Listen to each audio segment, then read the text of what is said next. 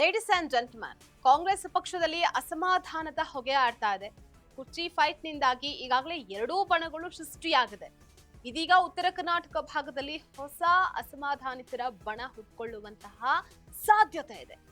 ಸಾಧನಾ ಸಮಾವೇಶದ ದಿನವೇ ಪ್ರತಿಭಟನಾ ಸಮಾವೇಶ ನಡೆಸುವುದಕ್ಕೆ ಕಾಂಗ್ರೆಸ್ ಅಸಮಾಧಾನಿತರ ಗುಂಪು ನಿರ್ಧಾರ ಮಾಡಿದಂತಿದೆ.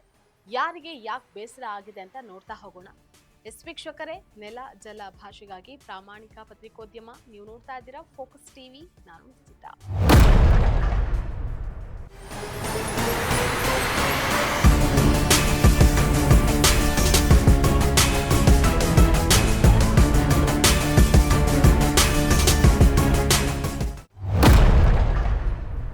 ಪವರ್ ಶೇರ್ ಫೈಟ್ ರಾಜ್ಯದಿಂದ ದಿಲ್ಲಿಗೆ ಹೋಗಿದ್ದಾಯ್ತು.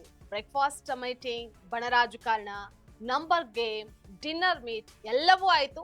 ಈಗ ಫಾರಿನ್ ಟೂರ್, ರೆಸಾರ್ಟ್ ಪಾಲಿಟಿಕ್ಸ್ ಸದ್ದನ್ನ ಮಾಡ್ತಾ ಇದೆ. ಏತನ್ಮಧ್ಯೆ ಅಸಮಾಧಾನಿತರ ಗುಂಪು ಪ್ರತಿಭಟನಾ ಸಮಾವೇಶಕ್ಕೆ ತಯಾರಿನ ನಡೆಸ್ತಾ ಇದೆ.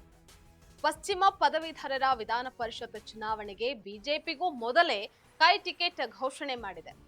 ಕಳೆದ ಬಾರಿ ತಪ್ಪಿದಂತಹ ಕ್ಷೇತ್ರವನ್ನ ವಾಪಸ್ ಪಡೆದುಕೊಳ್ಳೋದಕ್ಕೆ ಟಿಕೆಟ್ ಅನ್ನ ನೀಡಿದ್ದು, ಇದರ ಬೆನ್ನಲ್ಲೇ ಅಸಮಾಧಾನ ಸಹ ಭುಗಿಲೆದ್ದಿದೆ. ವಿಧಾನ ಪರಿಷತ್ ಕುರ್ಚಿಗಾಗಿ ಅಭ್ಯರ್ಥಿಗಳು ಕಸರತ್ತನ್ನ ನಡೆಸ್ತಾ ಇದ್ದಾರೆ.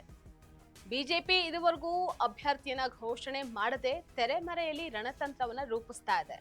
ಆದ್ರೆ ಕಾಂಗ್ರೆಸ್ ಧಾರವಾಡದ ಮೋಹನ್ ಲಿಂಬಿಕಾಯಿ ಅವರನ್ನ ಅಭ್ಯರ್ಥಿ ಅಂತ ಹೇಳಿ ಭಿನ್ನಮತಕ್ಕೆ ಎಡೆ ಮಾಡಿಕೊಟ್ಟಿದೆ.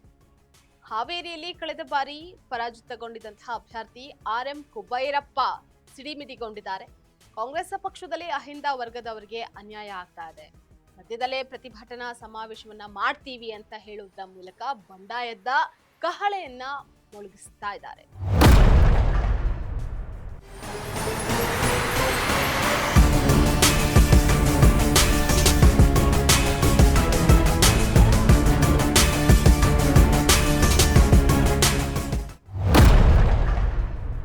ಇದರ ಮೂಲಕ ಈಗ ಉತ್ತರ ಕರ್ನಾಟಕ ಭಾಗದಲ್ಲೂ ಕಾಂಗ್ರೆಸ್ ನಾಯಕರ ಮೇಲೆ ಅಸಮಾಧಾನ ಭುಗಿಲೆದ್ದಿದೆ.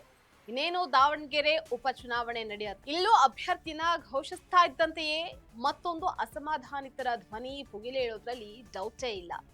ಇದಾಗಿತ್ತು ಇವತ್ತಿನ ಫೋಕಸ್ ಸ್ಪೆಷಲ್ ಸ್ಟೋರಿ.